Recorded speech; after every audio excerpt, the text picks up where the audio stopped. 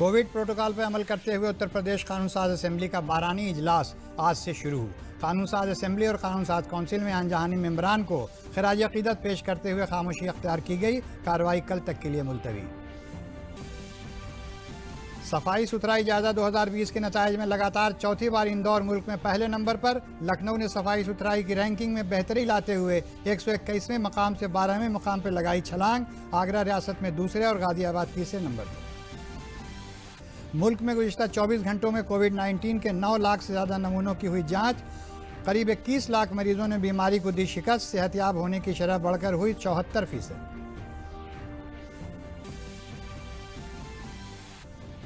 और बुंदेलखंड में आबी वसाइल के बंदोबस्त के लिए रियासती सरकार, आबी वसाइल की वजारत और इजराइल के दरमियान हुआ समझौता। प्रोजेक्ट में बुंदेलखंड के 25 गाँव में जदीद आबपाशी टेक्नोलॉजी की हुई शुरुआत। आदाब, खबरों के साथ हाजिर हूं मैं फरीद आरिफ सिद्दीकी। अब खबरें तफसील से। असेंबली में मानसून इजलास के पहले दिन अनजानी मेंबरान को खिराज अकीदत पेश करते हुए ऐवान के लीडर वज़ीर आला योगी आदित्यनाथ ने कहा कि हमारी काबीना के 2 मेंबरान असेंबली कमला रानी वरुण और जितिन चौहान की मौत से कमी जो हुई है वाक़ई उसे पूरा नहीं किया जा सकता। ये लीडरान गरीबों, कमज़ोर तबके और आवाम की खिदमत से वाबस्ता थे, जो उनके सुख और दुख में बराबर के शरीक होते रहे हैं। कानून साज असेंबली के मेंबर रहे वीरेंद्र सिंह सिरोही, पारसनाथ यादव और मध्य प्रदेश के साबिक गवर्नर लालजी टंडन की मौत पर गहरे दुख का इजहार करते हुए उनके कुंबे के लोगों को नेक ख्वाहिशात भेजी गई हैं। उन्होंने कहा कि इन रहनुमाओं ने हमें बहुत कुछ सीखने के लिए दिया है। इस मौके पर उन्होंने मशरक़ी लद्दाख के वादी गिलवान में 20 जवानों की शहादत पर भी पूरी रियासत की जानिब से खिराज अकीदत पेश किया और कहा कि उनकी यह कुर्बानी रायगा नहीं जाएगी। आलमी वबा कोविड-19 में जिस तरह से ख़तरों के दरमियान लोगों की जान बचाई है और अपनी जान गंवाई है, उन सभी को खिराज अकीदत पेश किया गया। उनके कामों की तारीफ़ करते हुए उनके कुंबे को भी नेक ख्वाहिशात पेश की गईं।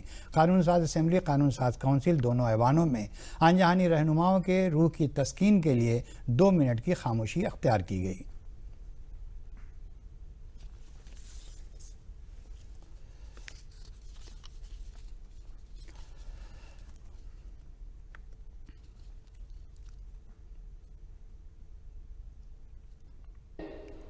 मैं इन सभी अपने पूर्व मान्य सदस्यों के प्रति उनकी आत्मा, दिवंगत आत्मा की शांति की कामना करते हुए शोक संतप्त परिजनों के प्रति सदन की संवेदनाओं को उनके परिजनों तक पहुंचाने की अपील आप सबसे करते हुए मैं इन सभी अपने मंत्रिमंडल के सहयोगियों, सदन के हमारे सदस्यगण, गलवान घाटी में शहीद हुए देश के वीर सैनिकों, कोरोना वॉरियर्स और सदन के पूर्व सदस्यों के प्रति सदन की ओर से विनम्र श्रद्धांजलि अर्पित करते हुए आपसे अपील करता हूं कि सदन की भावनाओं को शोक संतप्त परिजनों तक पहुंचाने की कृपा करें।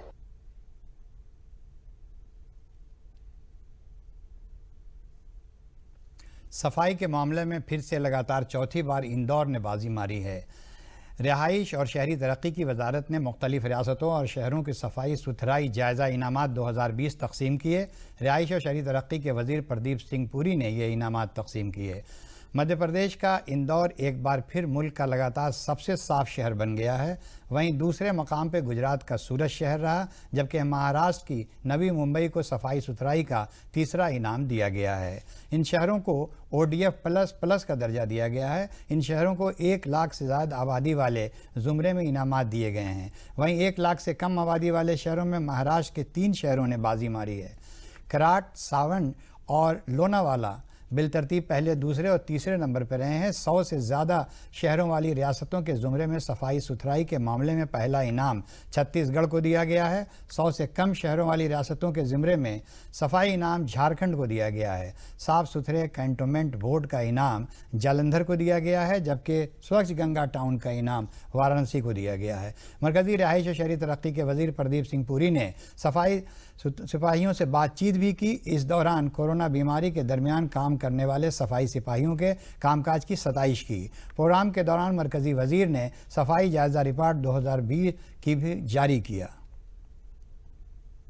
सफाई सुथराई जायजे में इस बार लखनऊ ने लंबी छलांग लगाई है। सर्वे के नतायज के मुताबिक सफाई के मामले में लखनऊ मुल्क में 12वें मुकाम पर है, जबकि रियासत में इसे पहला मुकाम हासिल है। इससे पहले लखनऊ 121वें मुकाम पर था। सर्वे में लखनऊ की रैंकिंग सुधरने के बाद जिम्मेदारी और बढ़ गई है। रियासत में सफाई सुथराई के मामले में लखनऊ की पेशरफ्त को इको ग्रीन ने एक चैलेंज के तौर पर लेते हुए अब अगले जायजे में लखनऊ को मुल्क में नंबर 1 पर पहुंचाने का निशाना मुकर्रर किया है। आज के जायजे में लखनऊ रियासत में नंबर 1 मुकाम पर रहा, वहीं आगरा को दूसरा और गाजियाबाद को तीसरा मुकाम हासिल हुआ है।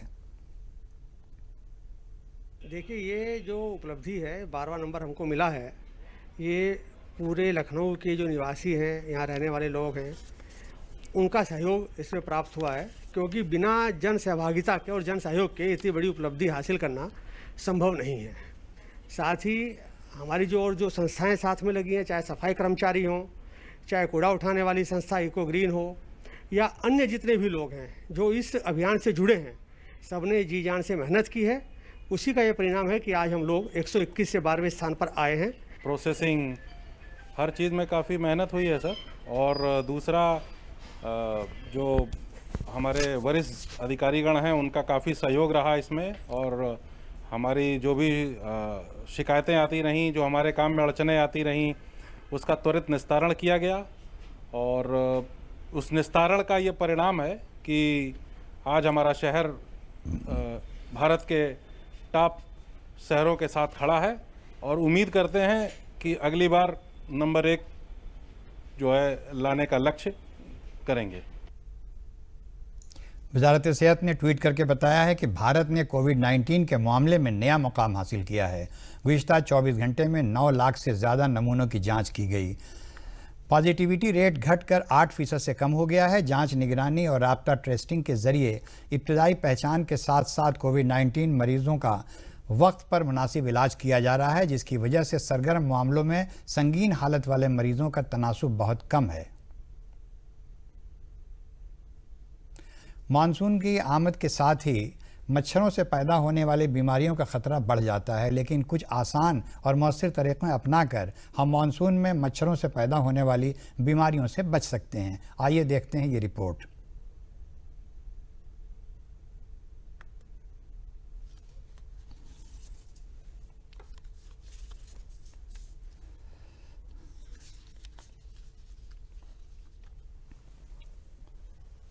मॉनसून के आगमन के साथ ही मच्छर जनित बीमारियों का खतरा बढ़ जाता है, लेकिन कुछ आसान और प्रभावी तरीके अपनाकर हम इन बीमारियों से बच सकते हैं।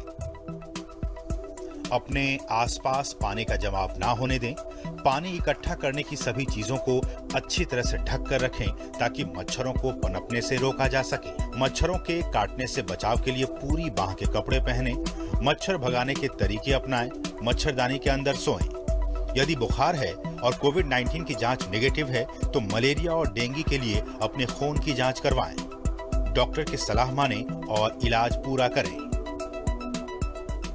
मॉनसून के दौरान मच्छर जनित बीमारियों से बचाव के संदर्भ में उठाए जाने वाले कदमों को लेकर केंद्र सरकार ने राज्यों और केंद्र शासित प्रदेशों को निर्देश जारी किए हैं। सुनिश्चित करें कि कीटनाशक दवा और निदान संबंधी चीजें पर्याप्त मात्रा में उपलब्ध हों। लोगों को टिकाऊ कीटरोधी मच्छरदानी वितरित करें। मच्छरों के पनपने पर निगरानी रखें और जहां पर भी जरूरत हो वहां उचित समय पर मच्छरों के नियंत्रण के उपाय लागू करें। कोविड-19 के दौरान मच्छर जनित बीमारियों के प्रबंधन पर राज्यों को खास दिशा निर्देश दिए जा चुके हैं। सभी मच्छर जनित बीमारियों की पहचान, जांच और इलाज हो। मलेरिया, डेंगू, चिकनगुनिया जैसी मच्छर जनित बीमारियों के नियंत्रण के लिए केंद्र सरकार ने कई पहल की है। केंद्र की एडवाइजरी, राज्य मॉनसून के लिए तैयार रहें।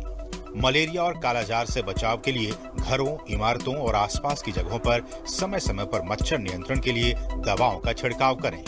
सुनिश्चित करें कि डेंगू, चिकनगुनिया, जापानी इंसेफ्लाइटिस के लिए आईजीएम जांच किट पर्याप्त संख्या में उपलब्ध हो। आपूर्ति की निगरानी हो। टिकाऊ कीटरोधी मच्छरदानी, मलेरिया रोधी दवा की पर्याप्त मात्रा में आपूर्ति सुनिश्चित हो। नियमित रिपोर्ट, वर्चुअल मीटिंग और समीक्षा के माध्यम से बीमारी पर निगरानी रखी जाए। सावधानी और समय समय पर सरकार की ओर से जारी एडवाइजरी का पालन कर मच्छर जनित बीमारियों से बचा जा सकता है। रियासत के बुंदेलखंड इलाके के आबी वसाइल के बंदोबस्त के प्रोजेक्टों के लिए आज लखनऊ में उत्तर प्रदेश सरकार और इजराइल की आबी वसाइल की वजारत के दरमियान प्लान ऑफ कोऑपरेशन पर दस्तखत किए गए। इजराइल की तरफ से भारत में इजराइल के सफ़ीर डॉक्टर रान मालका और उत्तर प्रदेश सरकार की तरफ से उत्तर प्रदेश की ज़रूरी पैदावार के कमिश्नर आलोक सिन्हा ने इस MOU पर दस्तखत किए। बुंदेलखंड में आबी बंदोबस्त के शोबे में तवील मुद्दती इस्लाहात लाने के लिए प्लान ऑफ कोऑपरेशन के जरिए बुंदेलखंड में इजराइल के ताउन से India Israel Bundelkhand water project पर काम किया जाएगा। India Israel Bundelkhand water project को डीन एलोफ काउंसिल मास एग्रीकल्चर इजराइल के जरिए फ़रोग दिया गया है। प्रोजेक्ट के तहत आला किस्म के ज़रूरी तरीक़ों और इंटीग्रेटेड ड्रिप इरिगेशन के ज़रिए इलाके में पानी के तहफ़्फ़ुज़ का काम किए जाने की तजवीज़ है। इस प्रोजेक्ट के तहत बुंदेलखंड के 25 गाँवों को शामिल किया गया है। प्रोजेक्ट पर अमल दरामद में ज़रूरी ताउन और सलाहियत में इजाफे के लिए इजराइल के माहिरीन की खिदमत भी ली जाएंगी।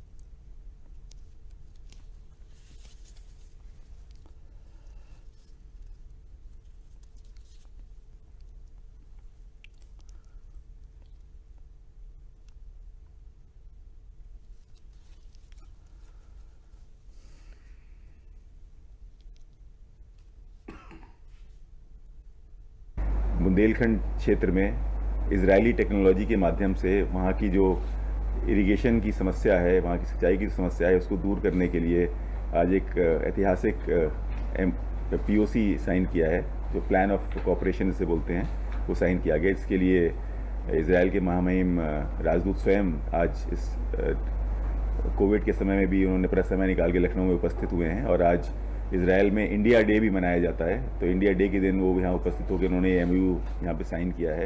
और इसमें जो इजराइल में पानी की कमी को दूर करने के लिए और वहाँ पे सिंचाई के साधनों को किसानों तक पहुँचाने के लिए जो तकनीक उन्होंने अपनाई है, उसके लिए झांसी में बबीना ब्लॉक में 25 गाँव सेलेक्ट किए गए हैं, जहाँ पे एक एरिया ऑफ एक्सीलेंस स्थापित किया जाएगा। और ये एक रोल मॉडल होगा, ना सिर्फ ऐसे जगहों के लिए जहाँ पानी की कमी हो, ये पूरे हिंदुस्तान में एक तरह का रोल मॉडल स्थापित किया जाएगा। और कल से शुरू हो रहे मुहर्रम और गणेश चतुर्थी त्योहारों को देखते हुए लखनऊ में दफ़ा 144 लगा दी गई है। कोविड वबा को रोकने के लिए सरकार ने यह कदम उठाया है। लखनऊ के जॉइंट पुलिस कमिश्नर नवीन अरोड़ा ने बताया कि इस दौरान हर तरह के जुलूसों और पर पाबंदी रहेगी, साथ ही किसी तरह के पंडाल का या चौक पर ताजिया नहीं रखे जाएंगे और लॉकडाउन पर पूरी तरह से अमल किया जाएगा। वर्तमान में गणेश चतुर्थी बिल्कुल पास है और इसके साथ ही मुहर्रम का त्यौहार है। सभी धर्म संप्रदाय समुदाय विशेष के लिए ये गाइडलाइंस हैं कि कोविड SOPs का पालन करें। किसी भी ऐसी जगह पे हम भीड़ भाड़ एकत्र न होने दें जिससे आपस में इस बीमारी के फैलने की आशंका हो। इसी के दृष्टिगत शासन और DGP ऑफिस के निर्देशों के क्रम में लखनऊ कमिश्नरेट की अधिकारिता में 144 के प्रतिबंधात्मक आदेश जारी किए गए हैं, जिसमें ये कहा गया है कि जुलूस पे ताजियों पे प्रतिबंध है, किसी भी तरह से सार्वजनिक रूप से नहीं निकाले जाएंगे। मजलिसों पे जलसों पर जहाँ भीड़ भाड़ होने की संभावना है उन पे प्रतिबंध लगा दिया गया है। नमाजें जिस तरह से पूर्वत 5 लोगों के द्वारा मस्जिद में पढ़ी जा रही थी वो यथावत है, उससे अधिक संख्या में अलाउ नहीं किया गया है। इसी तरह से गणेश प्रतिमा के स्थापना और विसर्जन पर सार्वजनिक रूप से प्रतिबंध है। किसी भी तरह के विसर्जन के लिए जुलूस नहीं निकाले जाएंगे। उत्तर प्रदेश जर्नलिस्ट एसोसिएशन के रियासती सेक्रेटरी और बुनियादी हुकूक एसोसिएशन के कौमी तर्जुमान सलील कुमार मिश्र ने मरकज़ी सरकार के ज़रिए कौमी भर्ती एजेंसी की तश्कील को एक नए दौर की शुरुआत बताते हुए मरकज़ी सरकार को इसके लिए मुबारकबाद दी है। उन्होंने वज़ीर आला योगी आदित्यनाथ से रियासत में सरकारी भर्तियों में यकसानियत लाने के लिए रियासती सतह पर भी इसी तरह की एक मुश्तरका भर्ती एजेंसी बनाए जाने का मुतालबा किया है। उन्होंने कहा है कि सरकार के इस कदम से एक एक तरफ जहां उम्मीदवारों को बार बार भर्ती इम्तिहान देने से नजात मिलेगी, वहीं भर्तियों में भी बदनवानी पर काबू पाया जा सकेगा। उन्होंने कहा कि योगी सरकार ने कानून और बंदोबस्त के शोबे में बेहतर मुजाहरा किया है और अब रोज़गार के अमल को बदनवानी से पाक बनाना भी ज़रूरी है।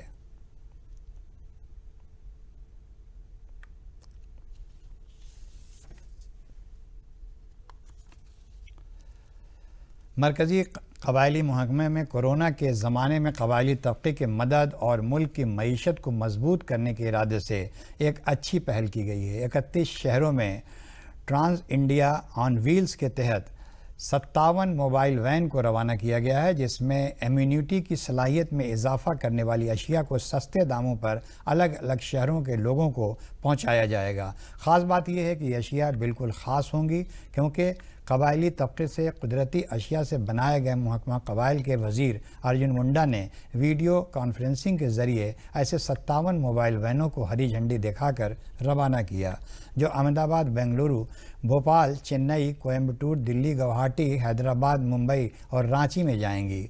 अर्जुन मुंडा ने कहा कि इन अशिया की फ़रोख्त से हासिल होने वाली रकूम कबायली तबके के लोगों को दी जाएंगी, जिससे उनकी अपनी आमदनी बढ़ाने में मदद मिलेगी।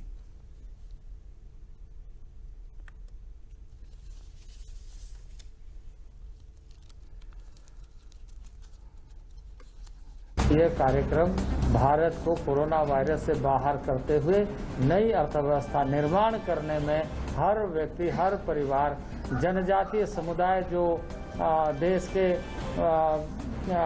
ज्योग्राफिकली बहुत बड़े जिसे कहा जाए प्राकृतिक के साथ जुड़े हुए भौगोलिक क्षेत्रफल में रहने वाले लोग हैं, उनके जीवन की सारी विशेषताओं का लाभ पूरे देश को मिलते हुए हम कोरोना वायरस से निकल करके नई बाजार स्थापित करेंगे।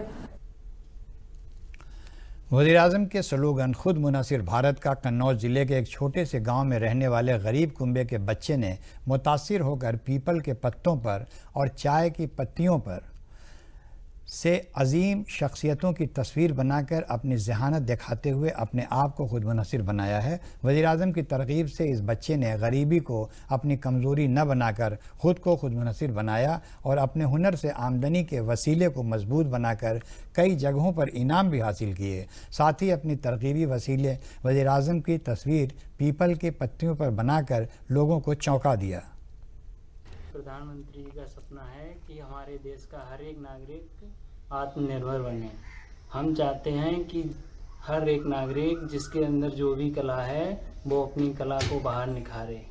और हमारे मोदी जी मतलब हमारे देश में जो विदेश से पेंटिंग आती थी वो ना आकर हमारे इंडिया की पेंटिंग लोग खरीदें। पॉपुलर के पत्तों पर एक पेंटिंग को तैयार किया हुआ है, जिसमें हमने दिखाया है कि हम आगे की ओर बढ़ रहे हैं, कठिन परिस्थितियों में भी आगे की ओर बढ़ रहे हैं। चाहते हैं कि हमारा बेटा सबसे बड़ा आर्टिस्ट बन जाए और सभी लोगों को जागरूक करे कला के बारे में, कहीं ना कहीं देश का नाम रोशन करे। देही और पहाड़ी इलाकों में रहने वाले गरीब कुंबों को खुद मुनसिर बनाने के मकसद से सोनभद्र ज़िला इंतज़ामिया ने बाँस से क्राफ्ट मसनूआत बनाने की तरबियत शुरू की है। ज़िला मजिस्ट्रेट और पुलिस सुपरिटेंडेंट ने तरबियत का इफ्तिताह करते हुए तरबियत कुनंदगान से उनकी निजी ज़िंदगी में बाँस के कारोबार के बारे में जानकारी भी हासिल की। ज़िला मजिस्ट्रेट ने बताया कि इस मुहिम में तरबियत कुनंदगान को तरबियत देकर उन्हें मशीन और दीगर आलात भी दस्तयाब कराए जाएंगे, ताकि वो आगे चलकर घर बैठे ही पैदावार कर सकें। इस बम्बू क्राफ्ट तरबियत के इफ्तिताह के बाद ज़िला मजिस्ट्रेट ने बताया कि तरबियत 12 दिनों तक चलेगी। इससे बाँस से मसनूआत बनाकर लोगों को अपने घर के पास ही रोज़गार हासिल हो सकेगा। इससे देही ख़वातीन को भी फ़ायदा पहुँचेगा।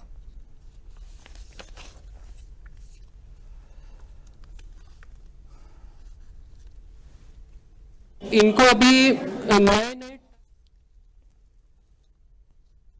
ग्राइंडिंग मशीन हो, ड्रिल मशीन हो, उसका इस्तेमाल कैसे करते हैं, और जो काम करने के लिए ये 2 घंटा लगाते थे वही काम अभी टूल्स और मशीनरीज के माध्यम से आधे घंटे का काम हो जा रहा है। तो इससे क्या हो रहा है, प्रोडक्ट की सौंदर्य भी बढ़ रहा है, उसका प्रोडक्शन भी बढ़ रहा है और जब हम लोग उसको बेचेंगे उसका प्रॉफिट्स भी बढ़ेगा।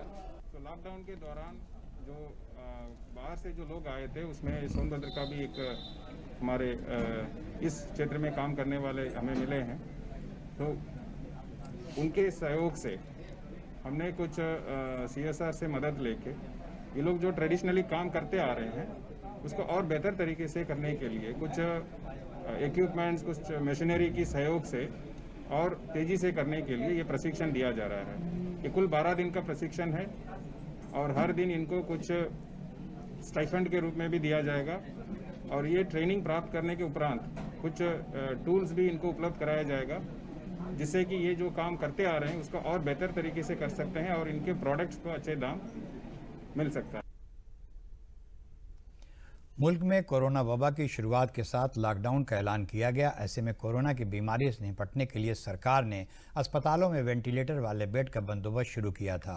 मुल्क में ऐसे तमाम लोग भी हैं जो अस्पतालों में वेंटिलेटर का खर्च नहीं उठा सकते हैं। ऐसे में बरेली के एक नौजवान इंजीनियर आकाश दीक्षित ने कोरोना के ज़माने में वेंटिलेटर बनाने के बारे में सोचा। आकाश की इस कोशिश से आसान और सस्ता वेंटिलेटर तैयार हो गया है, जो कोरोना के ज़माने में महंगे वेंटिलेटर को टक्कर देने का अहल है। ये वेंटिलेटर सी बोल्ट और मोबाइल चार्जर पर काम करता है, जो देही माहौल के लिए मुफीद और किफ़ायती साबित होगा।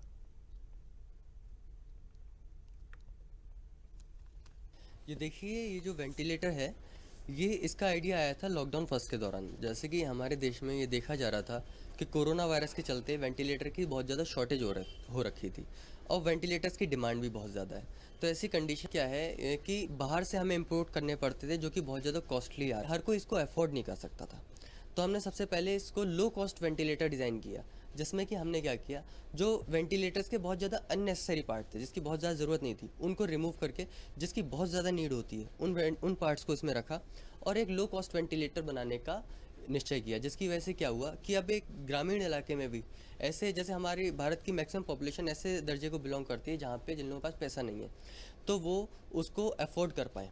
ज़्यादातर जो होते हैं गाँव में केस निकलते हैं, तो वो जो गांव से नहीं आ पाते हैं, उन जब तक शहर में आते हैं इलाज के लिए, तब तक पता लगा वेंटिलेटर के कमी की वजह से उनकी डेथ हो जाती है। ठीक है, तो और ये हमें बना था लो कॉस्ट, क्योंकि ज़्यादा कॉस्ट का आ रहा है, अभी तक हर कोई बंदा अफोर्ड नहीं कर पाता है, हर कोई व्यक्ति अफोर्ड नहीं कर पाता है। तो हमने एक लो कॉस्ट वेंटिलेटर डिज़ाइन करा है और उसको आज हमने पूरा कर लिया। और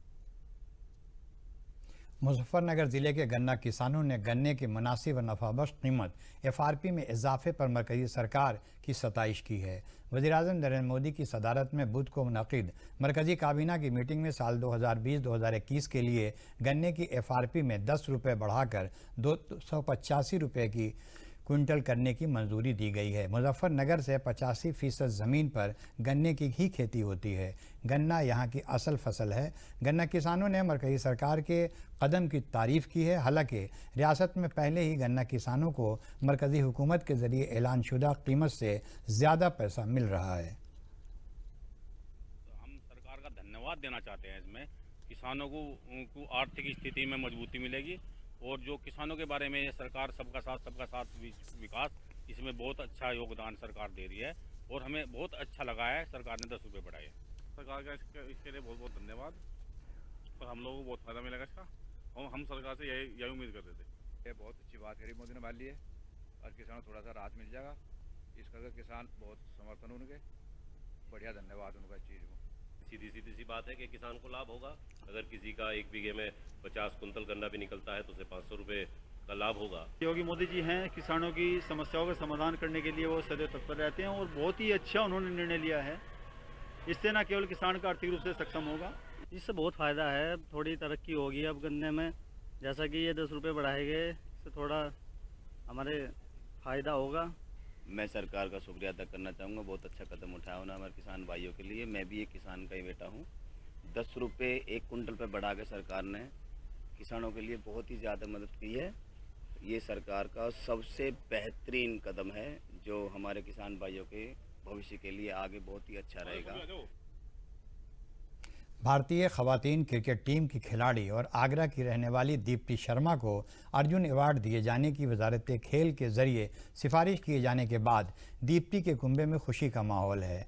आगरा की अवधपुरी कॉलोनी में रहने वाली भारतीय क्रिकेट टीम की खिलाड़ी दीप्ति शर्मा के घर और आसपास के इलाके में मिठाई तकसीम की गई।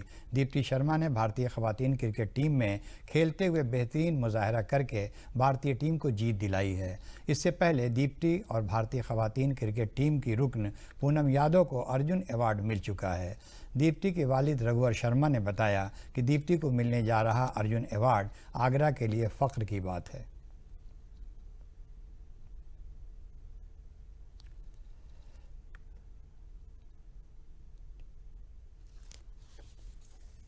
कल दीप्ति शर्मा को अर्जुन अवार्ड मिलने की घोषणा हुई।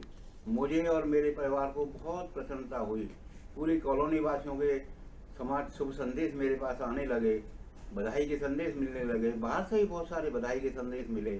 मुझे अपनी बेटी पर बहुत गर्व है और ये आगरा के लिए बहुत बड़े गौरव की बात है कि लगातार 2 वर्षों में 2 बार अर्जुन अवार्ड मिलने जा रहा है। गत वर्ष पूनम यादव को ये अवार्ड मिला था, इस वर्ष मेरी बेटी दीप्ति शर्मा को ये अवार्ड मिलने जा रहा है। तो ये आगरा की समस्त बेटियों के लिए बहुत बड़े गौरव की बात है। बहुत खुशी का दिन है पूरे देशवासियों के लिए कि पूरे देश की जो बेटी है वो अवार्ड लेने जा रही है। इससे पहले पूनम यादव को मिला था। हमारे देश की बेटियां प्रोग्रेस कर रही हैं। हर बेटी के लिए मेरा आशीर्वाद है कि सब लोग लगन से मेहनत से आगे बढ़ने की कोशिश करें, हर क्षेत्र में मेहनत करें और अपने देश का, अपने परिवार का, सभी का वो गौरव बढ़ाएं। मिट्टी के कारीगरों की हौसला अफजाई के लिए रियासत में गुज़िश्ता साल के मुकाबले में 4 गुना ज़्यादा कारीगरों को इस माली साल में मिट्टी के पट्टे अलाट किए गए हैं, जबकि 10,000 से ज़्यादा कारीगरों को जदीद चाक और दीगर आलात दस्तयाब कराए गए हैं। ये बात उत्तर प्रदेश मिट्टी कला बोर्ड के चेयरमैन धर्मवीर प्रजापति ने बताई। लखनऊ में दूरदर्शन से बात करते हुए उन्होंने कहा कि वज़ीर-ए-आज़म के खुद मुनसिर मुहिम के तहत ये काम लिए जा रहे हैं। उन्होंने बताया कि रियासत में अब तेज़ी से इस शोबे को मजबूत किया जा रहा है। उन्होंने बताया कि अभी शोबे के कारीगर रिवायती मसनूआत की जगह डिज़ाइनर मसनूआत बना रहे हैं, जिनकी बाज़ार में काफ़ी डिमांड है।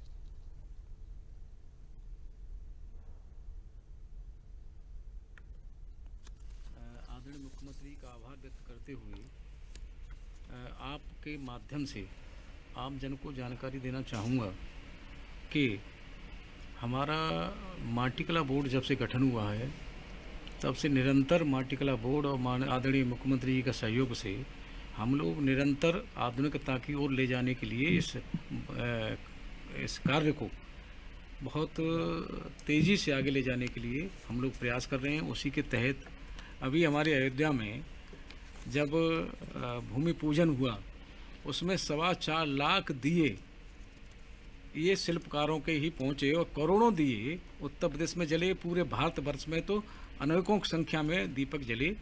ये पहली बार ऐसा हो रहा है कि स्वदेशी पे हमारा उत्तर प्रदेश नहीं पूरा भारत निर्भर हो रहा है और स्वदेशी के प्रति हमारे प्रधानमंत्री जी का कहना है कि हम आत्मनिर्भर बने। उसी के तहत माटी कला बोर्ड भी एक काम कर रहा है। हम जो है ऐसे हमारे पिछले विगत वित्तीय वर्ष की हम देखें तो लगभग 10,000 लोगों को हमने टूल किट्स के माध्यम से और रोजगार से जोड़ा है। और आखिर में अहम खबरें एक बार फिर। कोविड प्रोटोकॉल पर अमल करते हुए उत्तर प्रदेश कानून साज असेंबली का बारहानी इजलास आज से शुरू हुआ। कानून साज असेंबली और कानून साज काउंसिल में आनजहानी मेंबरान को खराज अकीदत पेश करते हुए खामोशी अख्तियार की गई। कार्रवाई कल तक के लिए मुलतवी। सफाई सुथराई जायजा 2020 के नताइज में लगातार चौथी बार इंदौर मुल्क में पहले नंबर पर। लखनऊ ने सफाई सुथराई की रैंकिंग में बेहतरी लाते हुए 121वें मकाम से 12वें मकाम पर लगाई छलांग। आगरा रियासत में दूसरे और गाजियाबाद तीसरे नंबर पर। मुल्क में गुज़िश्ता 24 घंटों में कोविड-19 के 9 लाख से ज़्यादा नमूनों की हुई जांच। करीब 21 लाख मरीजों ने बीमारी को दी शिकस्त। सेहतयाब होने की शरह बढ़कर हुई 74%। और और बुंदेलखंड में आबी वसाइल के बंदोबस्त के लिए रियासती सरकार आबी वसाइल की वजारत और इजराइल के दरमियान हुआ समझौता। प्रोजेक्ट में बुंदेलखंड के 25 गाँव में जदीद आबपाशी टेक्नोलॉजी की होगी शुरुआत। इसी के साथ खबरों का ये बुलेटिन ख़त्म हुआ। इजाज़त दीजिए, आदाब।